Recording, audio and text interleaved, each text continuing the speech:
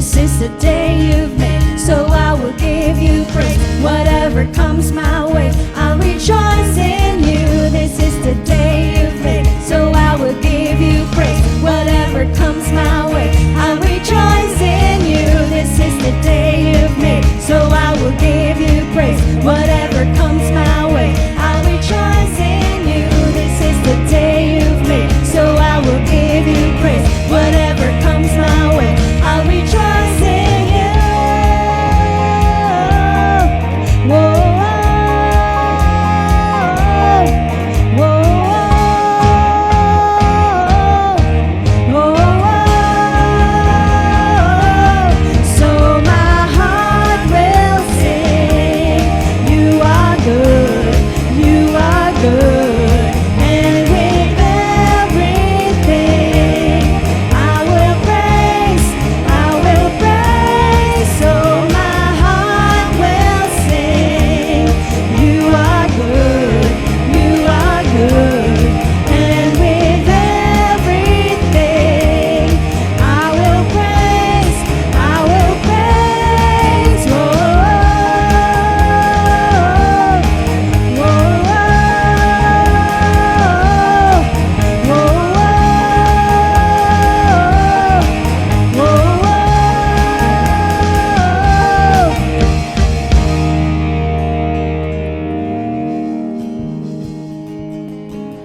Lord, we thank you, Lord God. We thank you for your goodness in our lives. Thank you, Lord, for always being there for us every step of our way.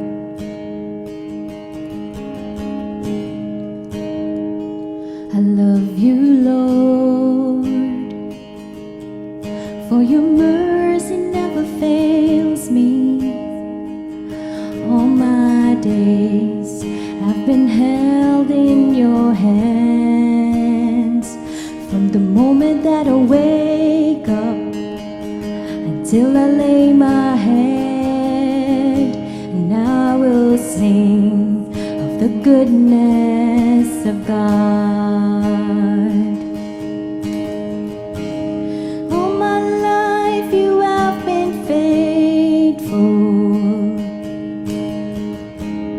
All my life you have been so, so good. With every breath that I am able, I will sing of the goodness of God. I love your voice. You have led me through the fire and darkest night. You were close like no other. I've known you as a father, I've known you as a friend. I have lived in the goodness of God. And all my life you have been faithful. All my life you have been so, so good.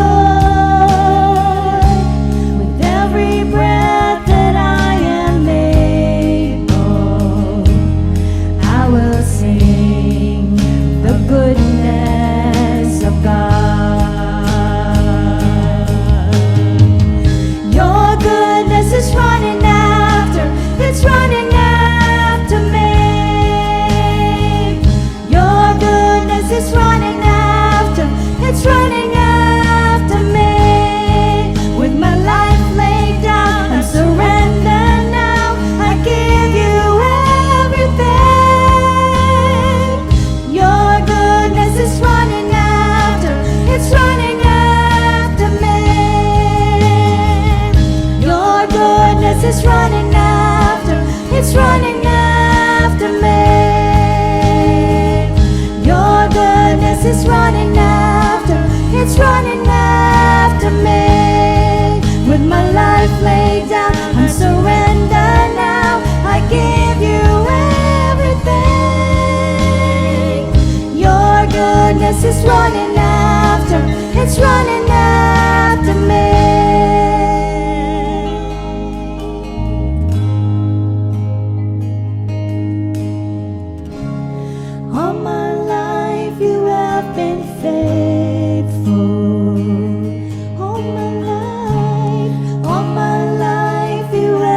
been so, so good.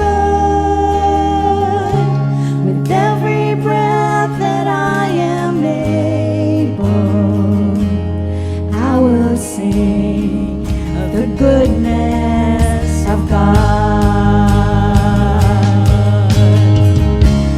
All my life you have been faithful. All my life you have been so, so good. With every breath that I am able, I will sing of the goodness of God. I will sing of the goodness of God. I will sing of the goodness of God.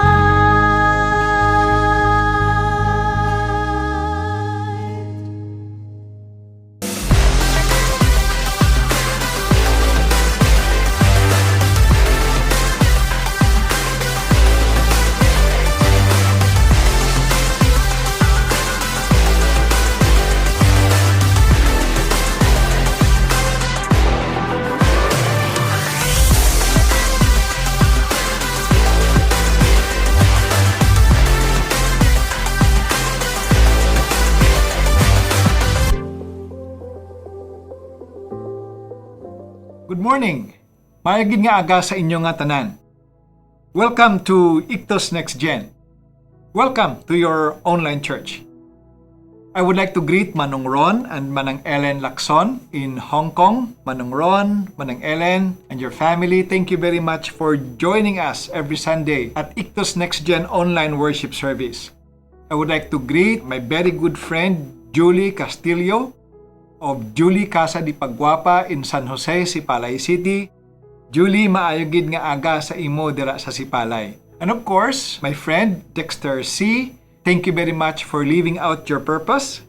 Maski naka-quarantine ka, sige man gyapon ang imo nga setup sang TV for Ictus Next Gen online worship service. I would like to share with you a very personal story. Many years ago, I volunteered in the hospice care program of the Family Med Department of Western Visayas Medical Center in Mandurriao, Iloilo City. We used to call it Provincial Hospital in the past, but now it is called WVMC. Ano ini ang hospice care program sa Family Med Department? Simply put, ang hospice care program sa Family Med Department is taking care of the sick and the dying, specifically those who are dying. And in order for us to understand what these hospices are going through, in one of our workshops, we as volunteers were given a piece of paper. And we were asked to write in that piece of paper the things that we are going to do with our lives if we only have 1 month to live. What if you were diagnosed with an illness and the doctor said you have only 1 month to live? What are you going to do with that last 30 days of your life here on earth? What am I going to do with my last 30 days here on earth? And we wrote on that piece of paper the things that we are going to do with our lives in the last 30 days here on earth. Now, some of us wrote, if I can afford it, I'm going to places that I've never been. Kung makasarang ako, makadto ako sa mga lugar nga gusto ko gid kadtuan pero wala ko makadtuan. Some of us wrote, I'm going to eat the food that I have been craving to eat. Gusto ko magkaon sa mga manamit nga pagkaon nga wala ko pagid patilawan. As we approach the last 15 days of our lives, the statements and the sentences became more and more serious. Some of us wrote, I'm going to ask forgiveness from people that I may have offended in the past. I'm going to make amends for my past mistakes. Some of us wrote, I'm going to spend more time with my friends. I'm going to connect with my friends whom I have not seen and whom I have not contacted for the past 10 to 15 years. And towards the last week of our lives, most of us wrote, I'm going to spend the last days of my life with the persons closest to my heart. That is my family. Now, although it was only a mental and emotional exercise in order for us to relate to the people that we minister, if we're going to apply this principle in what we are going through right now, it is very relevant. Last week was hard for most of us, not only here at Ictus Next Gen, but also here in Iloilo City. We have a friend in Dubai who lost a father to COVID-19 here in Iloilo last week. And because of the situation, she cannot come home to be with her family. And even her siblings who are just here in Iloilo cannot be with their father because health protocol says na kung ang pasyente napatay sang COVID, ginadiretso dayon ina sa crematorium agod nga i-cremate. Doc Shaggy, one of our members here in our church, was once again exposed to a COVID-positive patient last week. But she has no choice. One family belonging to one of our cluster churches was also infected with COVID. Walugid sa ila ang nagpositive sa COVID and some were admitted to the hospital because of difficulty in breathing. Now, praise the Lord, sa subong amat-amat nagaayo naman ang iban sa ila, kagapadayo naman nga ginaayo. Let's continue to pray for this family. And I would like to thank you for praying with us for this family as well. G. Daquiado is also about to give birth to a baby boy this week. And so I would like to congratulate in advance Kune and G. Daquiado and the family for having a baby boy, only baby boy in their family. But it was hard for G to be admitted in the hospital because most hospitals are in lockdown mode because of COVID-19. Some of their nurses were infected with COVID. Amo na nga naka-lockdown ang kalabanan nga mga hospital. So kabudlegid subong ang magkadto sa hospital. Now going back to our intro story this morning, if you were diagnosed with COVID and your life flashes before you, maybe you were thinking or maybe you were praying, Lord, if you give me another chance in life, if you will heal me of COVID-19 and give me another chance in life, this is what I'm going to do. Or maybe even after nearly 2 years of the pandemic, wala agad iya na-expose sa COVID-19. Wala agad iya kaagi. And your prayer is, Lord, if you continue to preserve my life and the lives of my family, the persons closest to my heart, my loved ones, this is what I'm going to do. And you make these promises to the Lord. Listen, hindi nga kinahanglan nga magka-COVID kita anay or maggrabe kita masakit antes kita mangamuyo sang amusin ni klase nga pangamuyo or antes kita mag-promise sa Ginoo sang mga amusin ni klase nga mga promises. God allowed us to have the life that we now have and the health that we now enjoy for a purpose. May purpose ang Ginoo sina. Some of our friends and loved ones died already because their mission, their purpose in life here on earth is done already. But we are still here. You are still here. I am still here. We are alive and healthy because God is not done with us yet. Kung ang mga tigulang pa sinasang una, maski na kuno ano pa matabo sa aton kabuhi, hindi kuno kita maano kay may ara pa kita nga misyon sa aton nga kabuhi. And so as we continue with our series, Advancing the Kingdom of God, let's turn to Ephesians chapter 5, starting in verse 15 to verse 17. I will be reading in the New King James Version of the Bible, starting now in verse 15, Ephesians chapter 5.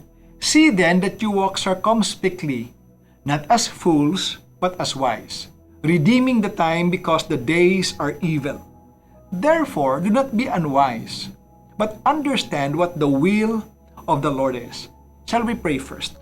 Father, once again, we worship you this morning. As we come before your holy presence this morning, dear God, to worship you in spirit and in truth in behalf of your people who are watching me right now, Lord, I thank you for our lives. I thank you, Lord, for our good health. I thank you for preserving our lives up to this time. I thank you, dear God, for providing all our needs. We thank you, Lord, for being our God. And this morning, Lord, as we come before you, I ask that you just speak to us in a very special way through your word. Would you open our minds and speak to our hearts in a very special way? Right now, in behalf of your people, we intercede for those who are sick, for those who are in the hospitals, for those who are in quarantine facilities, for those who are in the privacy of their homes. Lord, I pray that would you continue to heal them? Would you touch their sick bodies with your healing hand? And Lord, I also pray even for those who are grieving because of losing a loved one. Lord, I pray that would you comfort them in a very special way. And in our case, who are still healthy up to this time, Lord, I pray, in behalf of your people, that would you preserve our health. In times like this, would you strengthen our faith in you? Again, thank you very much for this time that we can worship together through our online worship service. And Father, I pray that would you send your Holy Spirit upon each one of us. Holy Spirit of God, would you be our teacher this morning? Use your word, use your servant. For your glory and for your honor, I ask you all these things with thanksgiving in my heart. In Jesus' name, Amen and Amen. Balikan tablaliwat ang aton nga text sa siningaaga. The Bible says, "See then that you walk circumspectly, not as fools, but as wise." Wow!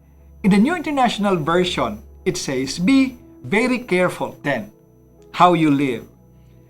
Kanami isang New King James Version, no? Kanami isang Old English, no? It says, "See then that you walk circumspectly." Therefore, inigali ang pulong nga walk sa Old English. In the New International Version, it says, "Manner of life," the way we live. Be careful then with how you live, not as unwise, but as wise.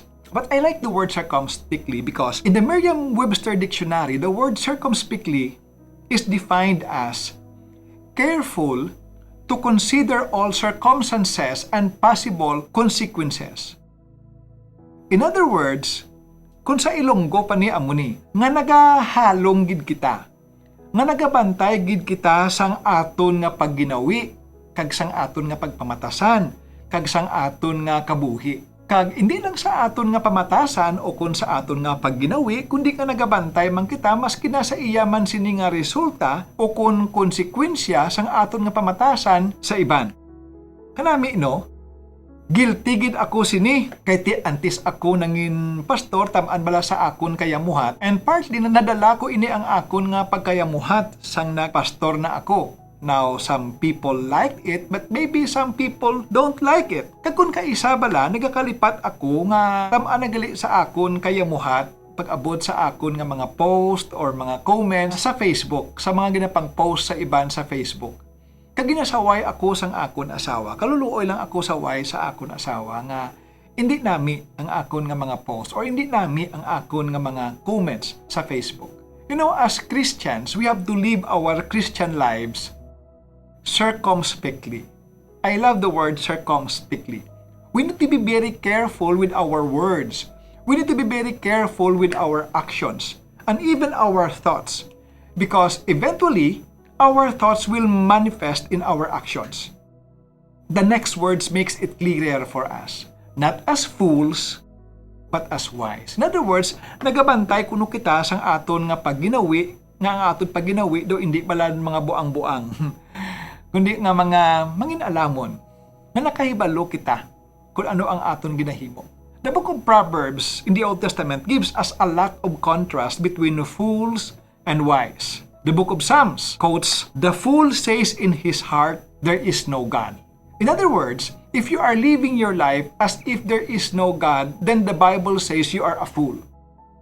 Or even you are a Christian, even you claim yourself to be a Christ follower, but you live your life without accountability, inabala nagakabuhi ka, nga wala sang accountability sa imo nga mga tinaga, sa imo nga mga pulong, sa imo nga mga actions, then the Bible says you are a fool. And as Christians, we need to be very careful with how we live, not as fools, but as wise. Then the next statement says, redeeming the time. Now again, I like the word redeeming in the New King James Version of the Bible. Because the word redeem simply means to buy back something very important. Common siya sa pawn shop. Ini nga mga tinaga, common siya sa mga ahensya. Common practice siya sa aton diri sa Pilipinas, nga sa iban nga mga tao nga may ara nga mga alahas, o konduta, o kung bisan ano nga valuable nga mga bagay, may bili nga mga butang, na kung mag-short sila sa cash, o kung mapigaduhan sila, kag kinanglan nila ang cash, ginaprinda nila ang ini nga mga valuable sa ahensya. Either iprinda nila ila duta, or iprinda nila ila salakyan, or kung iprinda nila ang ila alahas. And then, kung may kwarta na sila, sa pila ka adlaw, kung makabuylo na sila nga makasupot sa liwat sang kwarta, ila inigawaron ang isa ka bagay nga ila ginprinda. Now, I know nga may interest ini, may patong ini. Example, kung ang ila abi nga ginprinda, 1,000,000, Kung magawad sila, hindi lang na isa kalibo ang ila ibayad. O sometimes mahimo ini nga 1,001 or 1,002, may patong. Hindi parehas, may patong ang ilang nga pagawad. But that thing or that property is so valuable to them that they redeem it. Ila man inigyapon gawaron. Na may mga case hindi na ganyan nila magawad, but if the property is so valuable to them, they redeem it. Amo ini ang pulong. Redeem. Buying back something very important. And the Bible commands us to what? To redeem the time. Because the days are evil. In the New International Version of the Bible, this statement says, make use of every opportunity. Make use of every opportunity. Amo ni kay inabla ang ginhambal ko sa aton nga intro story. What if you are only given 1 month to live? Ano abi kung isa na lang kabulan ang imo nga kabuhi? Ano ang imo himuon sa imong kabuhi sa sining nabilin nga isa kabulan? Well, I believe because of the brevity of life, tungod sang kalipot sang kabuhi, kag tungod sang kaimportante sang kabuhi, you don't have any other choice but to redeem your remaining time here on earth. You do things which you don't normally do. You make use of every opportunity. Amo sini ang ginahambal sang Bible sa aton. And then the last statement in verse 17 says, therefore, do not be as unwise, but understand what the will of the Lord is. When we spend our lives wisely, according to the will of the Lord in each of our lives, according to the very purpose in which God created us, then we live our lives circumspectly. Then we have lived our lives to the fullest. Not as unwise, but wise. Not as fools, but wise. But you know what, my friends? We need to understand what the will of the Lord is. Because it is only when we understand the will of the Lord that we can start to do it. And so ano gid bala ining elusive no will of the Lord? Ano gid bala ang do kaila nga kabubuton sang Ginoo sa aton kabuhi? Now this morning I would like to focus only in this statement. Redeeming the time because the days are evil. Or making use of every opportunity because we don't have all the time in this world. Now listen, if you are alive today and you are still healthy, it is because God willed it to be that way. It is the will of God. That is the will of God in your life. For what purpose? So that He can advance His kingdom in your life and through your life, and you can advance the kingdom of God in your life and through your life. So how can we redeem the time? How can we make use of this life and this health that God is continually giving us every day and continually preserving for us every day? I would like to share with you 3 practical ways this morning on how can we redeem the time. How can we make use of this opportunity, most especially in our series of advancing the kingdom of God? Number 1, are you ready? We can redeem the time. We can make use of this opportunity by getting right with God. Maybe you are already a Christ follower. Maybe you are already a believer. Basi tumulo ka naman nga daan, many years ago, you have this relationship with God and you are growing in that relationship with God, but something not right happened along the way. May mga hindi nami nga butang nga nagkalatabo sa imo kabuhi, kag tungod sa sina nga mga butang nagpalayo ka sa Ginoo. And this past 16 months, God has been speaking to your heart because of what is happening in our world today because of the pandemic. And you are starting to think through of your life. Ano gid bala ining akon kabuhi? Hasta saan o ko bala himuon ining akon ginahimo nga hindi amo sa atubangan sang Ginoo? You know what? We don't need to be that wise. Hindi man kinanglan nga alam-alam gid kita. Hindi man guro kinanglan naton nga maintindihan. Hindi man guro ini rocket science nga maintindihan naton ang insakto kag ang sala. Kabalo kita sa mga basic nga bagay nga insakto sa aton kabuhi. Kag hindi insakto sa aton kabuhi. And maybe in your case, kabalo ka nga may mga bagay, may mga butang sa imo kabuhi nga hindi amo. Nga hindi insakto sa atubangan sang Ginoo. And for the past months, God has been speaking to your heart. God has been speaking to your life nga kinanglan ka na magbalik sa iya. Nga kinanglan nimo tadlungon ini nga mga bagay sa imo kabuhi. My friend, again, pirmi ko ni ginahambal sa akon nga mga wali. Kabay patani nga hindi na nimo paghulaton nga tapikan ka sang COVID. Kag mag-serious bala ang imo kondisyon, antes nimo tadlungon ang imo kabuhi. Antes nga tadlungon nimo ina mga butang nga hindi insakto patubangan sang Ginoo sa imo kabuhi. So maybe the first thing that you can do with the remaining life that you have and with the health that you enjoy is redeem the time. Make use of that opportunity that God has given you to get right with Him. Number 2, kaduwa nga bagay sa aton kabuhi. How can we redeem the time? By being selective. And by that, I mean by focusing on the things that really matters most. By focusing on the things that really matters most. You know, before the pandemic happened, ang sagit permi sa mga common excuse nga aton ginahimo why we cannot spend quality time with our friends and with our family is that we don't have the time. Nga wala kita tsimpo. Pirmi na kita sako sa aton obra, sa aton project, o kung ano man ina nga mga bagay nga nag-occupy sang aton nga mga panguna-una, sang aton nga mga tion, kag sang aton nga mga balatyagon. But because of the pandemic, gin-impose gid iniya sang gobyerno sa aton nga wala gid kita choice kundi mag-quarantine. Last week has been hard sa aton diri sa Iloilo because the national government or even the city government imposed a hard lockdown sa aton syudad. In other words, kung pwede pa lang, kung wala ka man lang sing importante nga kadtuan sa sagwa, nugay ka anay sagad lagaw. Okay nga puno na ang kapasidad sang aton nga mga hospital pag-abot sa COVID patients. Di what if abi kung matapikan kapag sang COVID kag maglala ang imo kahimtangan, wala na sang hospital nga butangan pa sa imo. Wala ka na sang excuse but to stay home. Wala ka na sang excuse but to spend quality time with the persons closest to your heart. Remember sang amon exercise sa hospice care program sang family med department sang WBMC? Sang akon personal story nga gin-share ko sa imo kaina? Nga ang ako ng isa ka tawo tagumatayon. Amo ni dayon ang iya nga handom nga himuon sa iya kabuhi to spend quality time with his friends and with his family. I remember si tatay bala just months before siya napatay. Sa antes ang pandemic, sang una, at least once a month nagakadto ako sa Sipalay to check our farm there. May kami dito nga na-abandon namon for more than 20 years. Kag bago ko lang ginbalikan, I started to connect with the people there and I also started to plant some crops there. So once a month nagapasipalay ako sang una. Si tatay wala ginagaupod sa akon every time nga magbiyahe ako. But strange enough, in one of those trips, nagsiling siya to maupod ko sa iba sa sipalay. And I was surprised kung nga maupod siya. Siling niya kay pangitaon ko to ang akon pakaisa nga si Maya that for more than 40 years wala kami nagkit-anay ni Maya. More than 40 years. Wala siya nagkit-anay, aral naman siya sa Bacolod, ang iya nga pakaisa, aral naman sa Sipalay, pero para kay tatay, wala gid siya time na bisitahan, nga kadtuan ang iya pakaisa.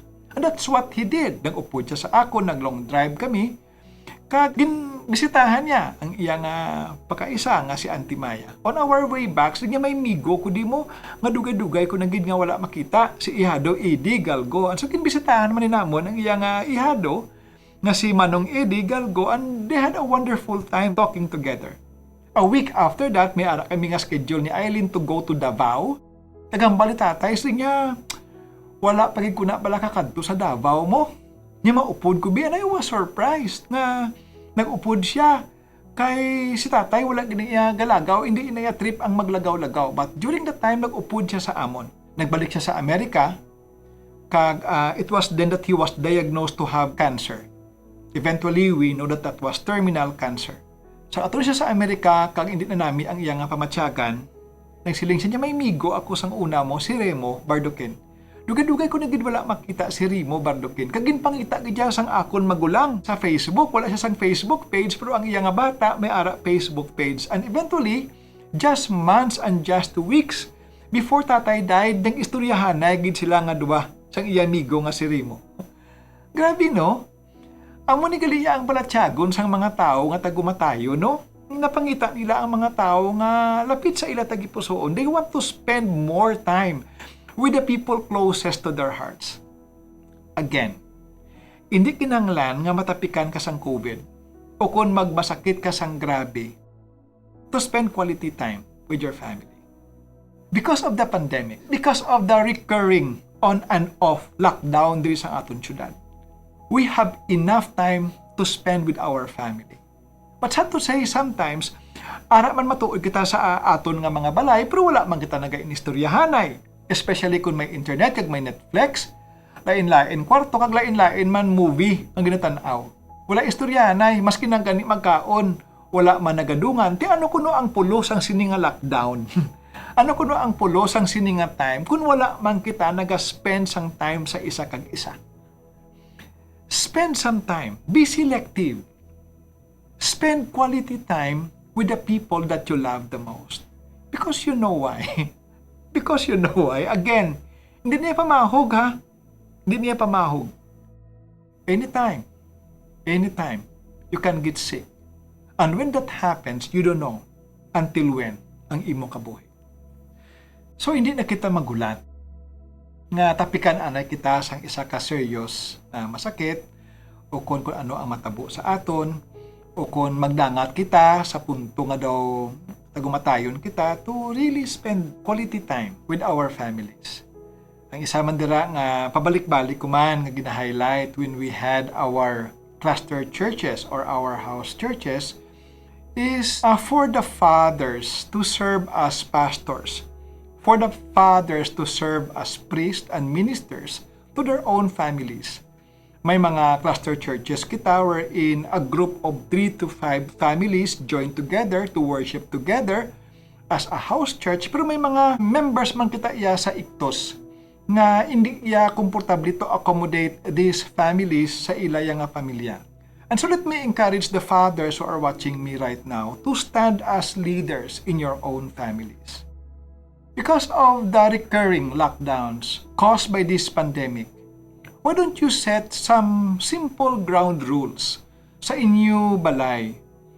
Simple ground rules for you to have quality time together as a family.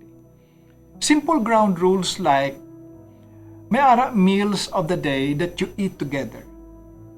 May ara meals or time of the day that you can share stories with each other. And maybe the best time to do it is while you are eating. Isa ka bagay nga gin-share sa amon ni Shani in what they are doing nga sa ila balay, may ara sila nga day of the week. Kay 5 kabilog ang iya nga bata, 2 sila parents, 5 ka kabataan. Each day of the week, each child choose kung ano iya nga gusto nga himuon. Ano iya paborito nga himuon, and the rest of the family joins him or joins her sa iya nga gusto himuon. Kung ang gusto himuon sang bata mag-drawing, then everybody draws with him. Kung ang gusto niya lantawon is to watch a movie, then everybody joins him in watching his favorite movie. Spend quality time together. Sa amon niya nga bahin as a family, when we eat, ang ako niya nga ground rule is that we eat our breakfast together. Kag sa sinang breakfast, sometimes my wife Eileen would ask a question kung ano ang amon pasalamatan sa bilog nga simana. And then out of that conversation, kanami kay nagagwa nga damo-damo kay kami gali sang dapat pasalamatan sa Ginoo. And after that, we pray together as a family. Be selective. Focus on the things that really matters most. And then the last but not the least is by advancing the kingdom of God in your life. You know, for most of us in the past, we don't take this statement seriously. We have this secular sacred divide. Inablang panguna-una nga ang mga butang, ang mga bagay, iya sang Ginoo, iya lang na sang mga pastor, or iya lang na sang mga ministro, or iya lang na sang mga missionaries, or iya lang na sang mga tawo nga nagaobra sa simbahan para sa imo yado hindi mo makitaan ang imo gabayan sa ginharian sang Dios. But you know what? Each Christ follower is called by God to advance His kingdom. How? Ano gani? Sa aton niya diri sa Ictus, you know that? By doing the Great Commandment and by obeying the Great Commission. Amo sina. Ano ning Great Commandment? Two greatest commandment, love the Lord your God with all your heart, all your mind, with all your soul, and with all your strength. And the second is love your neighbor as you love yourself.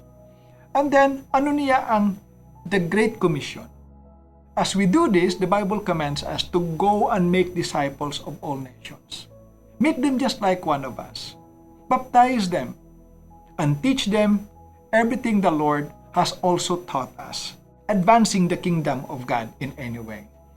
Basa ako sa inyong mga ginapang post sa Facebook once in a while, kaga isa sa mga post ginpost ni Daylen Evidente, and she said something like this. You know, doing business during these times of the pandemic is very challenging. But in spite of the challenge, she has continually do it because she has a family to feed, and by doing so, she also provides employment to the people of the city that really needs it the most. And I mean, no. Listen, if you are given a second chance in life, and if you are going to do it the second time around, how are you going to do it? Kabay patani nga, hindi bala inang business as usual nga mentality. Kabay patani nga tungod sa mga nagkalatabo sa aton kabuhi sa siningtiun sang pandemic. Again, dua ina permi ka extreme, sa piyak yang bahin, natapikan ka sang COVID-19, and you got seriously ill, nga naggrabe gid ang imo kaintangan. Kag para sa imo, ining kabuhi ang ginakabuhi mo subong ikaduwa na nimo yang tsansa sa kabuhi. Ikaduwa na niyang kabuhi ang ginatag sa Ginoo. Ang mamangkot ko sa imo amo ni, anong imo himuon sa sining kaduwa nga kabuhi nga ginatag sa Ginoo sa imo? Kabay patani nga hindi bala ini business as usual nga mentality. Maybe in the past you took for granted your being a mother. I hope that this time you will take mothering seriously. Maybe in the past you just take for granted your being a wife, you're being a husband, or you're being a spouse. Kabay patani nga this time, you will really take that role seriously sa imo kabuhi. Sa piyak naman niya nga extreme, basi wala ka man niya nagmasakit sa COVID-19 or wala ka na-expose sa COVID-positive person, and throughout this time, healthy ka gid lang niya. Wala gid sa manatabo sa imo. Di pamangkot ko sa imo mo ni, hulaton mo pa nga magmasakit ka, hulaton mo pa nga maggrabe ka, or hulaton mo pa nga daw mapatay ka, antes nimo kambyuhon ang imo nga kabuhi. Kabay patani nga hindi ini mangin business as usual ang mentality. You know, closing thoughts lang sa siningation. When you have come to a point in your life where death becomes so real, you know what? It changes you. Amo niya ang mga testimony sa mga tao bilang ang mga nakaagi near-death experiences. Nga matapos nila nakitaan ang kamatayon guya sa guya, kaya naka-survive sila, you know, they really change. I believe you will never be the same. You will never be the same again. Kagamo man ni akon nga pangamuyo sa imo. Tatlo ka bagay. Number one, that you will get right with God. Kung ano man nga mga bagay sa imong kabuhi na hindi itsakto subong, kabay pangatadlungon nimo ina. Number two, ano to gani? You will be very selective. That you will just focus on the things that really matters most. Spend quality time with your friends and with your family. And then the last but not the least is by advancing the kingdom of God. Kung sang una do sa wala lang sa imo ang pag-alagad sa Ginoo, kabay patani, nga sa siningation, sirkusuhon mo na ang imo nga pag-alagad sa Ginoo. Siling sang isa nga amo niya ginpangamuyuan, siling niya mag-ayo lang ko sa COVID, promise, ako ang bahala sa isa ka bulan nga rent sa Ictus Next Gen Hub. You know why? Because I've learned that when I started giving tithes to the Lord, sa nagahatag ako tithes sa Ginoo, ang Ginoo ya wala gid nagpabaya sang amon financial nga kinahanglanon sa amon business kag sa amon family. You see? Kung amo sini nga mga bagay ang ma-encounter mo, it changes you. Kabay patani nga hindi na nimo pagulaton nga ma-encounter nimo ini nga mga bagay. Kag magkambyo ka.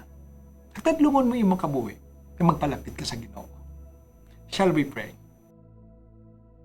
Father, this morning once again we thank you for your word. And as you have spoken to us through your word, Father, I pray that would you bless your people, that we will live circumspectly, that we will make use of every opportunity, not as unwise, but as wise.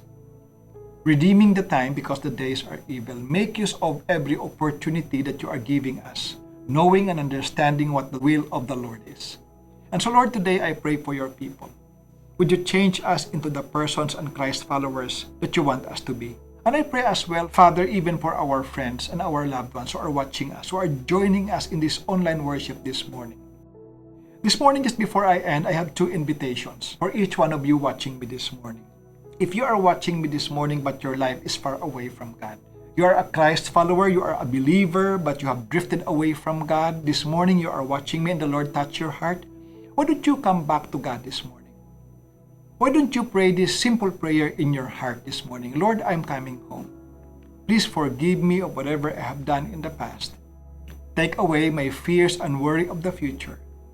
Cleanse my heart today, that I might serve you, and I might advance your kingdom through my life. My friend, why don't you pray that kind of prayer with me? But maybe you are watching me this morning and you don't have a personal relationship with God. And this morning you want to get it right with God. Why don't you follow me as well in this simple prayer? You want to be saved? You want to be a child of God?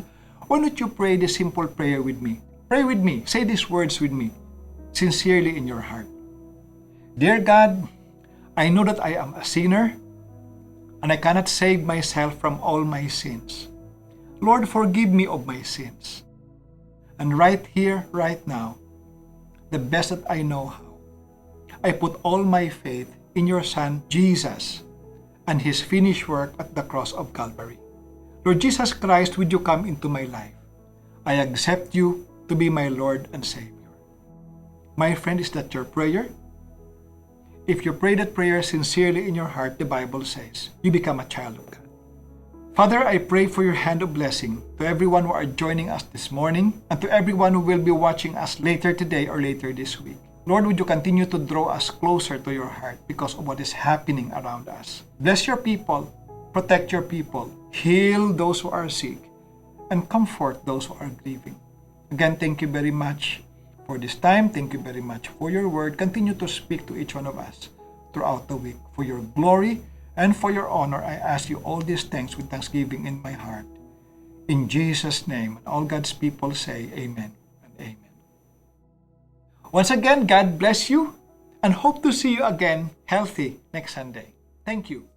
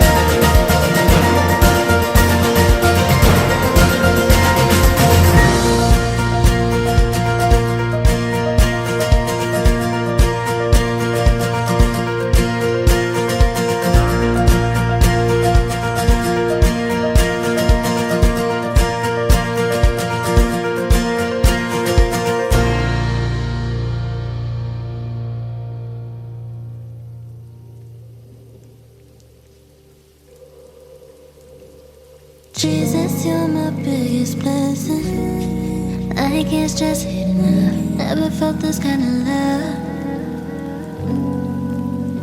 My whole life I dedicate to you. Jesus, like you, there's no one. Life keeps moving forward. I keep looking onward. Second coming closer.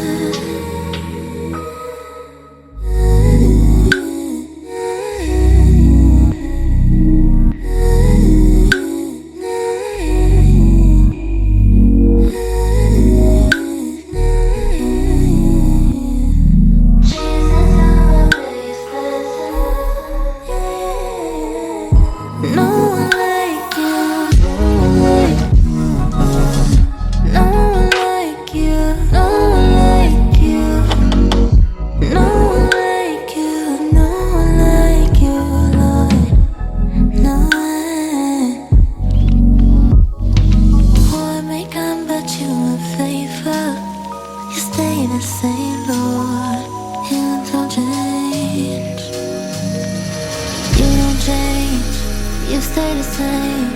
You don't change. You stay the same. You don't change. Life keeps moving forward. I keep looking upward. Second coming closer.